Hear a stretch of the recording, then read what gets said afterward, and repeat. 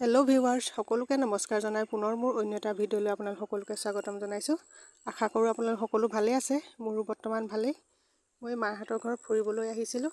অহা দিনাৰ পৰা সেই বৰষুণেই একেৰাহে বৰষুণ দি আছে। তাকে বাহিৰলৈ ওলাব পৰা নাই, তেনেকৈ ফুৰিবলৈ ক'তো যাব পৰা নাই। সেয়াই আৰু মাহঁতৰ ঘৰতে এনেকৈ আছোঁ। ডাঙৰ বা আছেহি, ডাঙৰ ভাগিন আৰু বাৰ ল'ৰাটো। আনফালে মায়ে আকৌ দহি কৰিবলৈ লৈছে ৰিহাত। দহি কৰি থাকোঁতে মুখতে বিয়ানাম গুণগুণাই আছে। কৈছোঁ অকণমান বোলো ডাঙৰকৈ গাওক, আমিও শুনো। সেয়া মায়ে বিয়ানাম গাইছে, আপোনালোকে শুনিবচোন।